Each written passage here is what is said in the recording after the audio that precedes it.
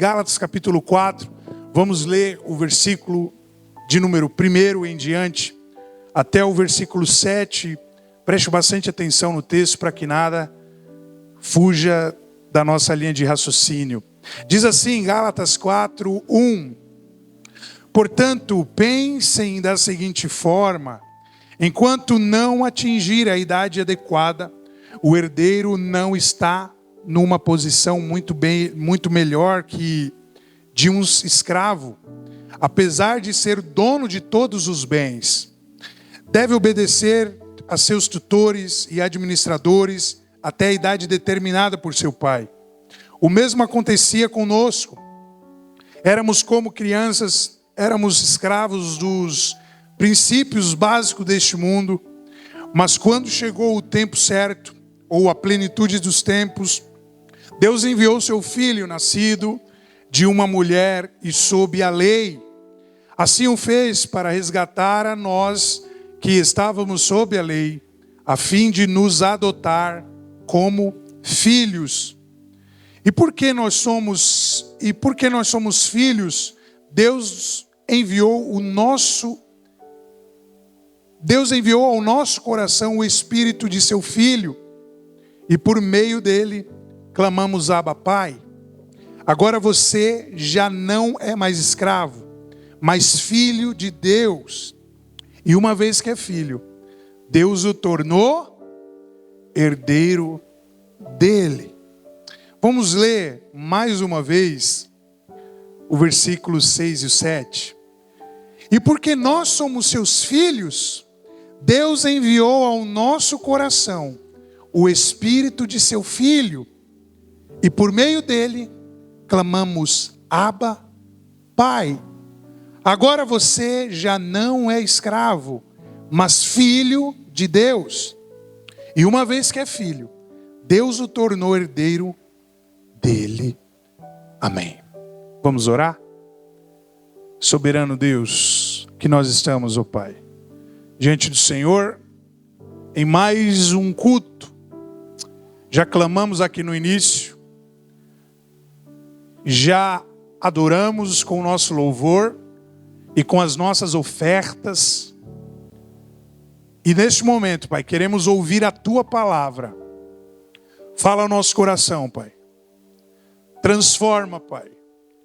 Mas vale, Pai, essa pregação, se uma pessoa sair daqui entendendo a pregação, entendendo a mensagem, entendendo o que as Escrituras estão dizendo, entendendo o que o Espírito Santo Ele está falando. Venha tirar todas as distrações e nos leva a um alto nível de entendimento da Tua palavra. Nos dê uma boa palavra, Espírito Santo. É isso que nós clamamos. Amém e amém. Bom, pessoal, é mais um tema importante que nós estamos tratando no capítulo de número 4. Lembrando que nós não estamos expondo aqui o capítulo 4 por inteiro.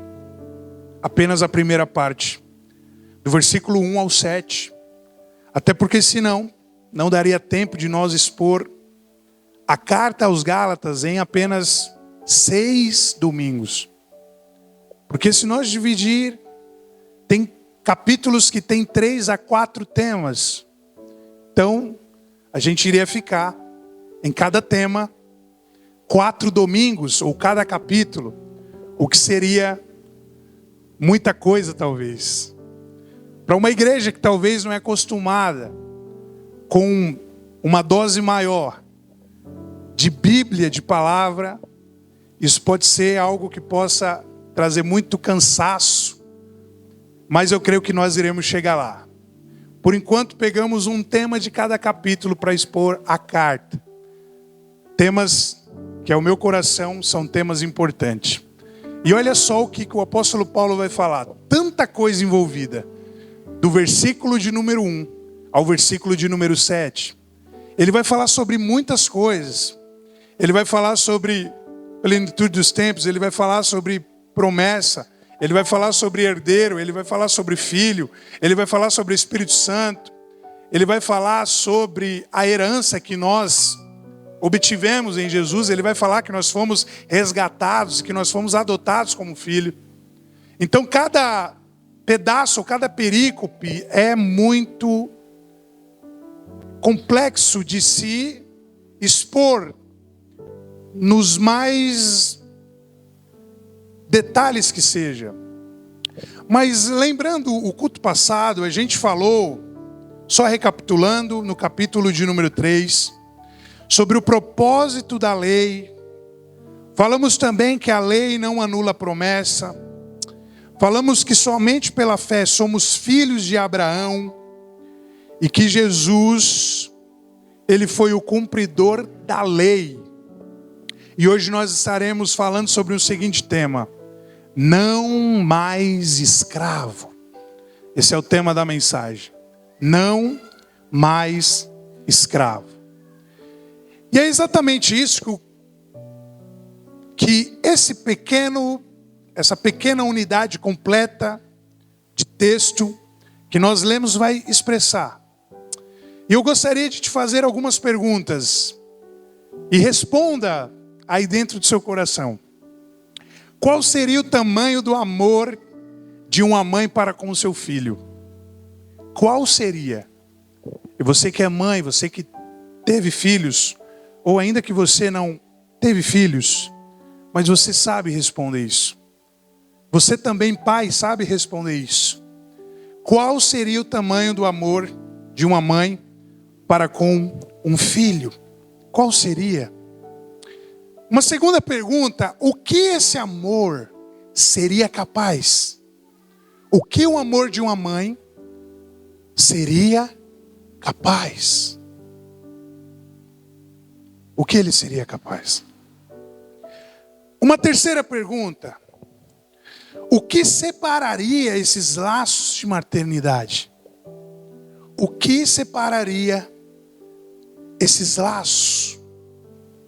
Será que um desentendimento? Será que uma confusão? Será que algo conseguiria separar os laços de maternidade da mãe com o filho?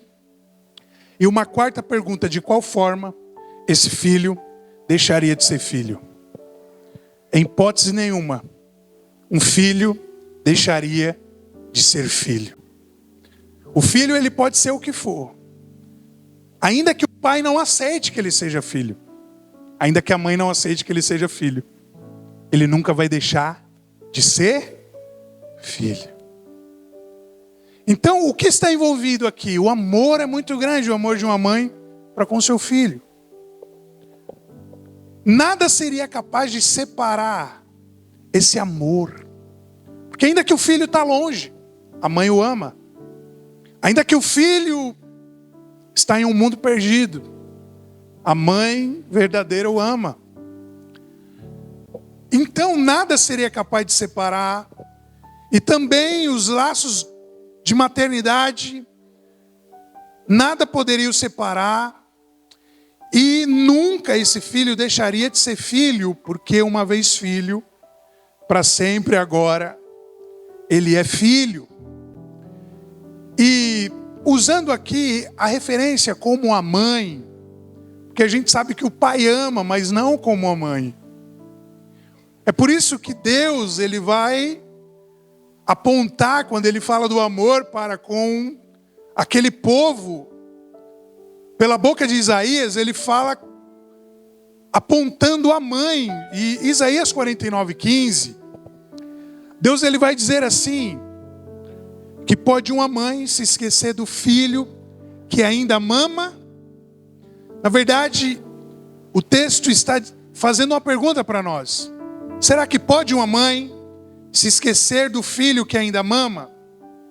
Pode deixar de sentir o amor pelo filho que ela deu à luz? Continuando a leitura, em Isaías 49:15.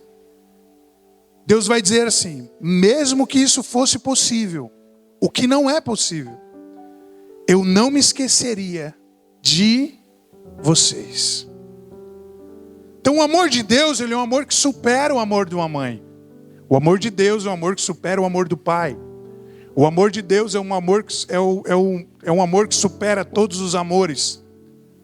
Porque por tudo que ele fez na pessoa de Jesus Cristo, fazendo com que o seu filho morresse, sangrasse, fosse crucificado, por mim e por você também, para que o seu plano fosse executado com excelência. Isso prova que ele nos ama e que ele até hoje nos ama e sempre nos amará. E é isso que Paulo ele vai explicar a partir do versículo de número 1, ou melhor dizendo, ainda pegando o ganchinho do 3, a gente vai ver que o apóstolo Paulo, ele vai falar que Deus, ele deu a Abraão, ele vai usar aqui 3 figuras, que são figuras importantíssimas, que regem toda a promessa pelo qual Deus, ele fez. Ele vai falar que Deus deu a Abraão a promessa de abençoar todas as famílias da terra através de sua descendência.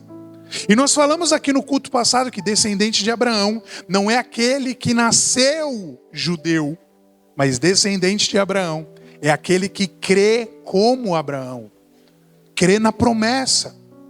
Então Deus deu a Abraão a promessa de abençoar todas as famílias da terra e sua descendência. O segundo ponto é que ele deu também a Moisés uma lei, né, e essa lei, longe de anular a promessa, na verdade o papel dessa lei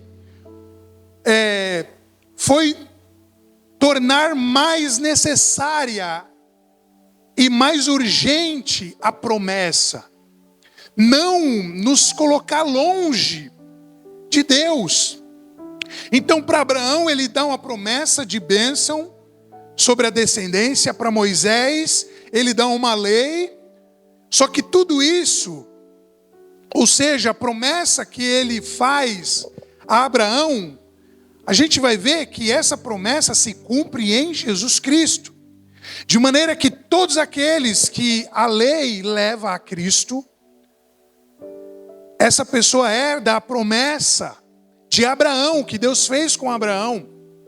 Então a lei, ela sempre foi boa.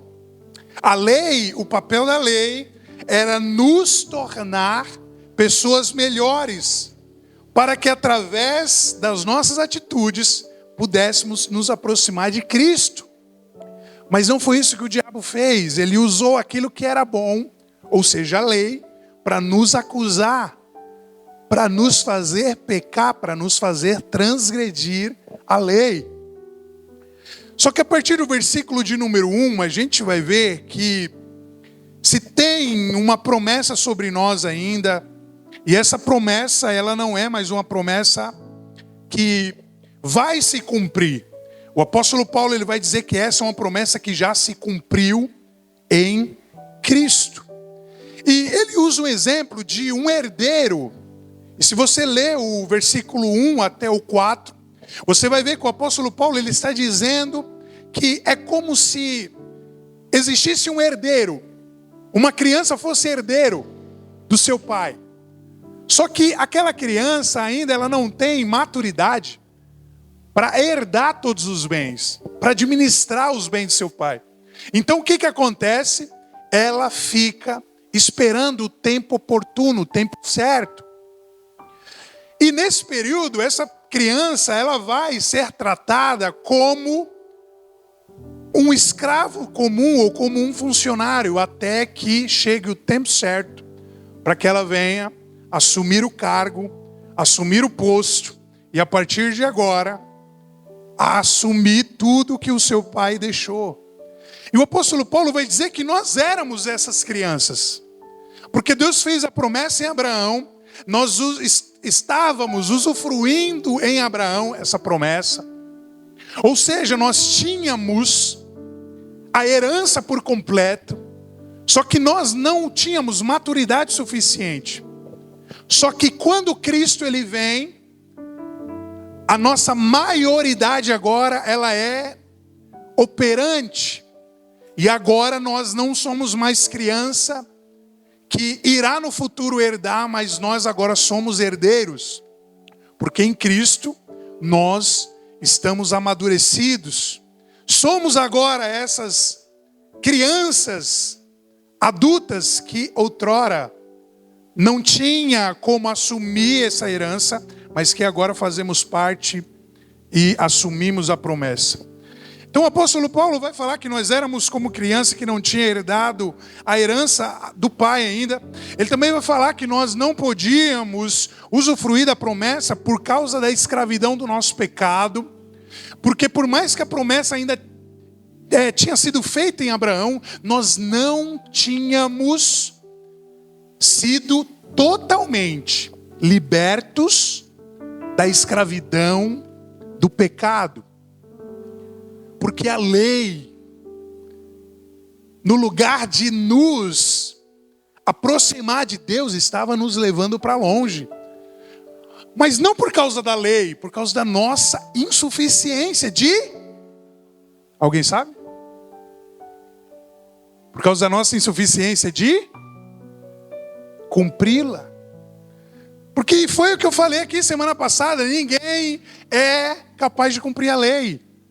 Nós não cumprimos as leis básicas de trânsito. Nós não cumprimos as leis da nossa casa, no nosso casamento, em nada nós cumprimos a lei. Tentamos cumprir a lei. Somos limitados, porém, em cumprir a lei. E estávamos escravizados, então, do pecado. Nós participávamos da promessa em Abraão. Nós participávamos, sim. Éramos herdeiros, mas ainda não havíamos herdado a promessa por completo. E o que o apóstolo Paulo quer dizer é que quando nós voltamos ao legalismo, voltamos à lei, colocamos a lei acima da graça, nós estamos desqualificando toda a obra de graça que Cristo fez na cruz. Que acontece essa plenitude dos tempos. O que é? Porque talvez você ainda não sabe o que é. E a plenitude dos tempos nada mais é do que o tempo oportuno, o tempo maduro. A plenitude dos tempos é o tempo perfeito. A plenitude dos tempos é o tempo exato em que a mulher ela tem que dar à luz. Isso é só Deus, é só a biologia de Deus que faz isso. Porque quando a mulher ela está no dia de dar à luz, esse dia chegou, não adianta. Tudo começa a acontecer, as contrações, e você que é mãe sabe o que eu estou falando. Então a plenitude do tempo foi o tempo perfeito em que Deus decidiu enviar o seu filho ao mundo. A plenitude dos tempos é o tempo maduro, é o tempo que chegou a partir de agora para fazer com que essas crianças que só eram herdeiros, mas que não usufruíam da herança, agora passar a usufruir da herança.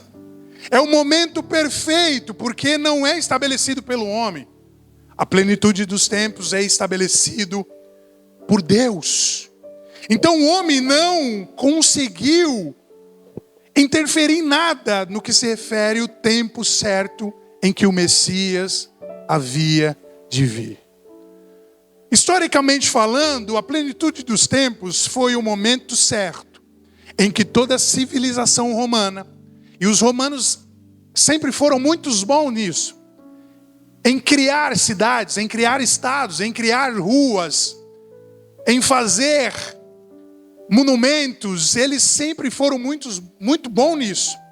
E a história vai dizer que exatamente quando Roma, ou quando os romanos estabelecem todo o seu mapa social da civilização romana, e quando também os gregos agora influencia com a sua filosofia, com o seu conhecimento, toda a ética romana, é que esse tempo é oportuno, esse tempo é o tempo maduro. Porque as ruas agora já estão estabelecidas. E a filosofia grega agora, ela está em decadência. A necessidade de um Deus na religião, ela era muito requisitada naquele tempo. E é nesse exato momento que o Messias veio à terra. É por isso que Paulo vai dizer que foi na plenitude dos tempos que ele enviou o seu filho, nascido de uma mulher e sob a lei. Aquilo que Roma sempre foi muito bom em fazer, criar leis, e é por isso que quando você vai estudar direito, não tem como você deixar de estudar direito romano. Era o que os judeus, os israelitas já tinham, porque eles tinham recebido há 2000 anos atrás, antes de Roma implantar sua lei, a lei de Deus no Sinai. A filosofia também dos gregos foi algo que nunca foi novidade para um judeu ou para um israelita, porque eles sempre creram em deuses, em religiões, mas o povo de Israel também sempre creu em um Deus pessoal que se comunicava face a face com eles. E essa é a plenitude dos tempos. Esse é o momento oportuno. E o que acontece na plenitude dos tempos? Primeiro ponto, anote aí. Deus enviou seu filho. E ele enviou com um papel: adotar-nos como seu filho. Ele enviou seu filho para nos adotar como filhos. Versículo de número 4. Mas quando chegou a plenitude dos tempos, Deus enviou seu filho, nascido de uma mulher sob a lei. Assim o fez para resgatar a nós que estávamos sob a lei, a fim de nos adotar como seus filhos. Então, Jesus ele veio com o propósito primeiro de nos resgatar da maldição da lei, da escravidão do pecado. Segundo ponto, ele veio com o papel de nos adotar, não só nos libertar como escravos, mas nos tornar filhos dele, nos tornar filhos. E é isso que o texto está dizendo. Não simplesmente resgatar da escravidão, mas ele veio transformar os escravos em filhos. E é por isso que nós temos que ser pessoas totalmente diferentes. A pessoa que sabe que é filho, a pessoa que sabe que foi resgatada, a pessoa que sabe que foi adotada por Deus, e a pessoa que sabe que carrega essa marca, esse selo da promessa, essa pessoa ela não precisa de mais nada, meu querido. Essa pessoa ela não precisa de mais nada para satisfazer a sua vida, porque ela tem tudo, ele tem tudo. Deus é a nossa herança. Deus é o nosso tudo. E o que a gente pode ver é que muitas das vezes existem pessoas crentes, inconformados com a vida, falando que nada dá certo, falando que nunca é feliz, falando que não tem nada, falando que a vida é uma negação, sendo que essa pessoa tem o Espírito Santo, ou se diz ter. É por isso que o salmista vai dizer: o Senhor é o meu pastor e nada, de nada eu tenho falta. Eu não tenho falta de nada, eu posso passar fome, mas eu tenho o maior alimento, que é o meu Jesus. Eu posso ter sede, mas dele jorra fonte de águas vivas. Eu posso passar por necessidades, eu posso ser caluniado, mas ele se entregou por mim. Eu posso ser cuspido, eu posso ser humilhado, eu posso ser chutado, eu posso ser esbofeteado, mas ele pagou o maior preço por mim e eu tenho ele. Então nada do que a gente possa passar se compara à plenitude de glória que nós temos em Jesus. Porque em Jesus nós temos o tudo. Então nós não podemos ser uma igreja insatisfeita, porque nós temos o tudo, que o tudo é Jesus.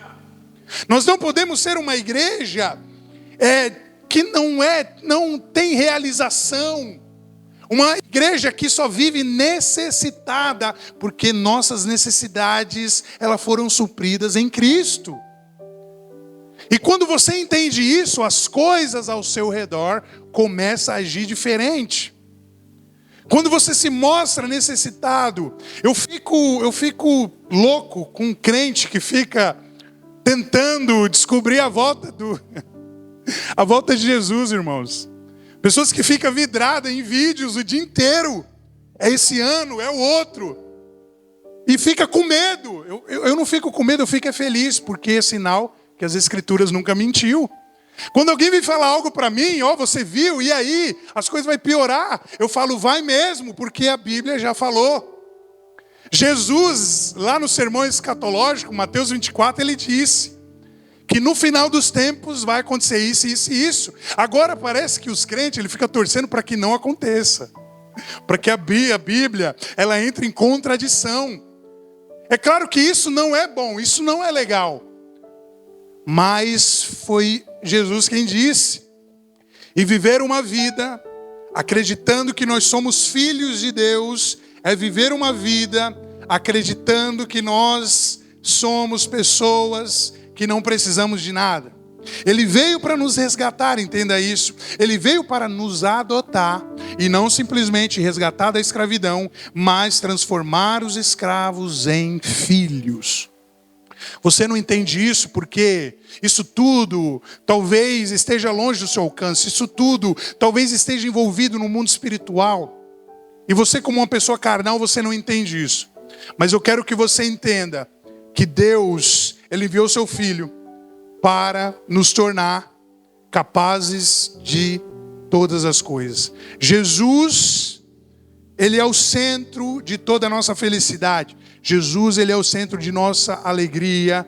Então não há motivo para tristeza no seu coração. Não há motivo para você ficar desanimado. Não há motivo para você querer jogar tudo para o alto. Não há motivo para você querer parar. Não há motivo para você querer desistir. Porque Jesus, Ele já nos resgatou e Ele já nos adotou.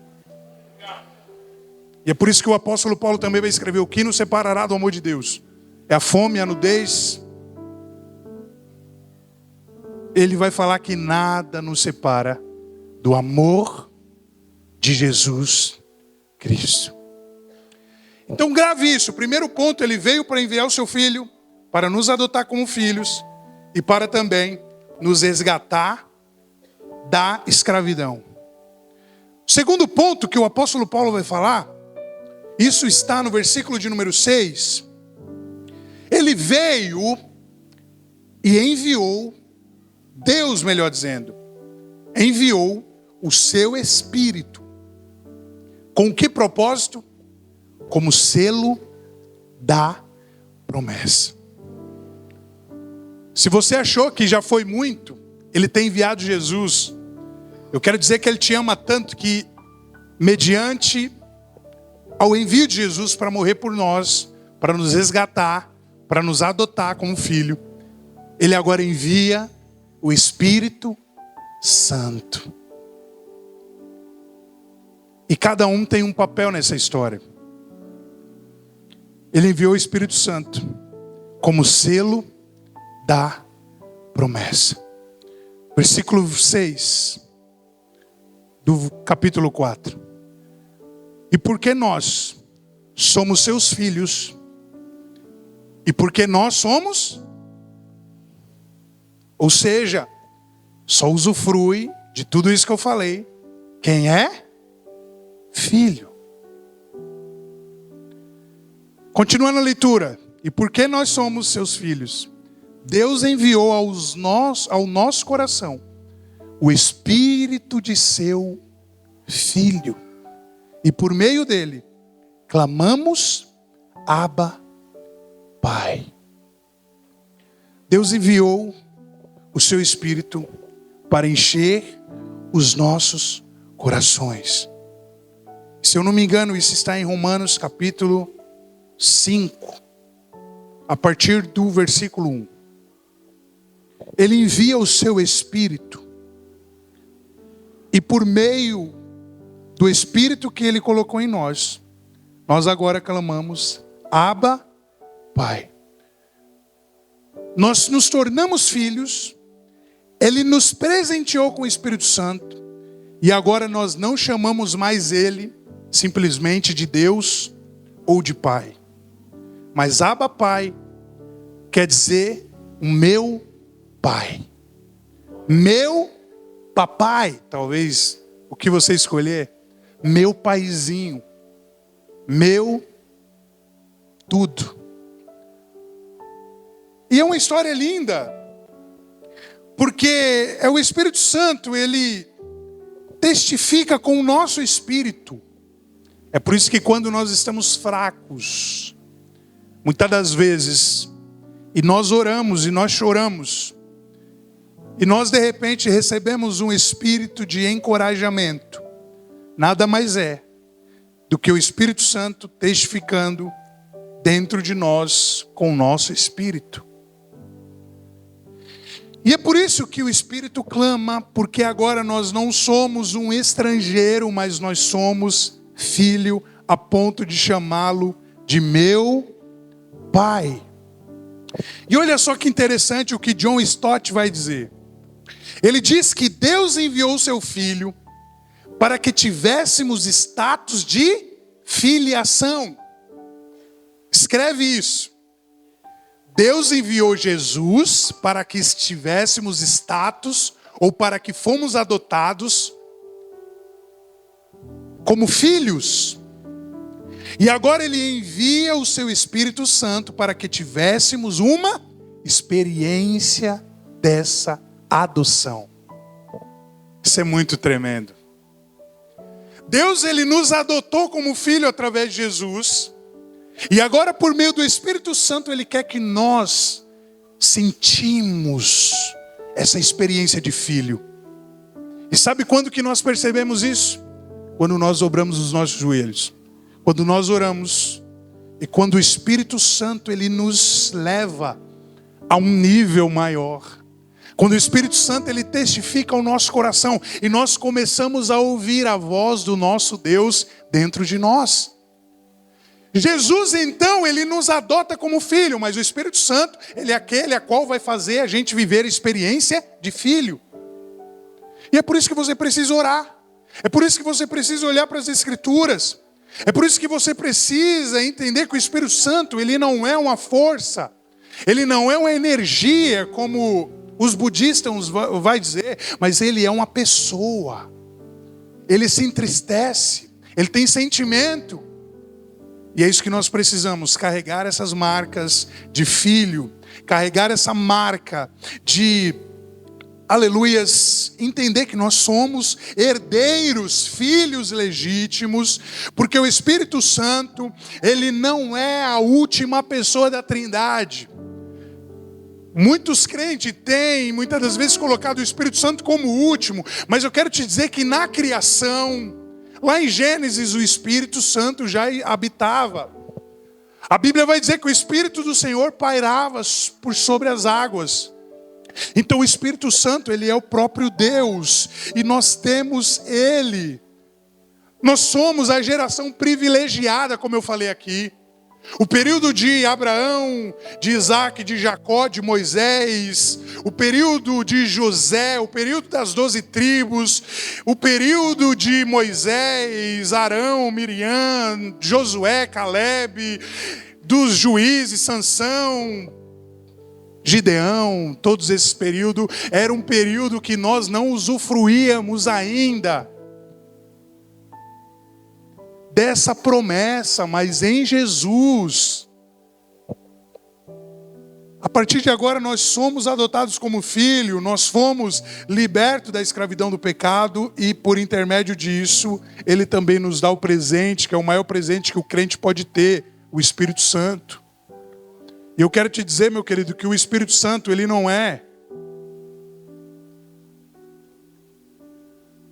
aquilo que você recebe simplesmente quando você fala em línguas. Isso não é evidência de que você recebeu o Espírito Santo. O Espírito Santo, ele é derramado sobre você quando você crê, quando você diz, eu creio, com seu coração aberto, e você se entrega. Tudo que a gente vai ver depois, o falar em línguas, o profetizar, isso são dons, isso são manifestações, isso são enchimentos do Espírito Santo. Você acabou de assistir um vídeo e eu já quero que você compartilhe esse vídeo, deixe o seu like, ative as notificações para quando nós postarmos novos vídeos aqui no nosso canal, o YouTube ele possa te notificar.